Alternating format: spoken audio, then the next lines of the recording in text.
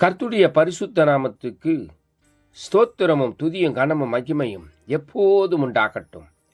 இந்த நல்ல நாளை காண செய்த தேவாதி தேவனுக்கு கொடான கொடி ஸ்தோத்திரம். கர்த்தரின் மகிமை ஆத்துமா ஆதாயம் சுவிசேஷ ஊழியத்தின் சார்பாக இன்றைய நாளுக்கான சில நிமிட தேவ செய்தியை கேளுங்கள்.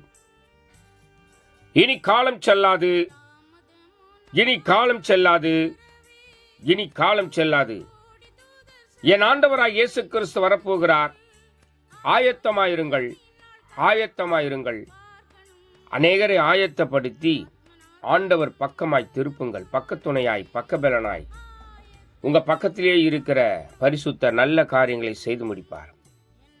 விசேஷமாக சங்கீதம் 37 சங்கீதம் 11 வசனம், சாந்தமுள்ளவர்கள் பூமியை சுதந்தரித்து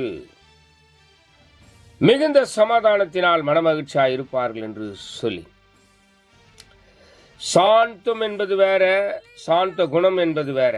சாந்த குணமுள்ளவர்கள் பூமியை சுதந்தரித்து மிகுந்த சமாதானத்தினால் மனமகிழ்ச்சியாக இருப்பார்கள் என்று சொல்லி, எனக்கு அருமையான தேவ ஜனமே, சாந்தம் எல்லாருக்கும் இருக்கும், ஆனால் சாந்த குணம் இருக்காது. இயேசு கிறிஸ்து ஏற்றுக்கொள்ளும் பொழுது அந்த குணத்தை ஆண்டவர் கொடுக்கிறார், அந்த மனத்தை கொடுக்கிறார்.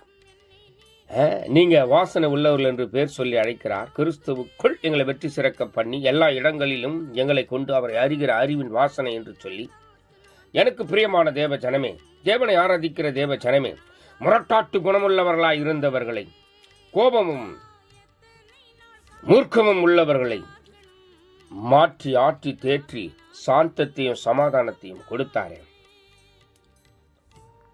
நான் சாந்தமும் மனத்தாழ்மையா இருக்கிறேன் என்று சொல்லி சாந்தத்தை கற்றுக் கொடுத்தவர் என் ஆண்டவராக இயேசு கிறிஸ்து. ஆக உங்க சாந்த குணம் எல்லாருக்கும் தெரிந்திருக்கட்டும். தேவ கிருபை, தேவ மகிமை, தேவ ஆளுகை உங்களோடு கூட இருக்கும். அவர் உங்களை விட்டு விலகவே மாட்டார். தேவ மகிமை உங்களை பின்தொடரும். ஆக சாந்த குணத்தை எல்லோருக்கும் காண்பிப்போம், மனமகிழ்ச்சியா இருப்போம். God bless you. God bless you.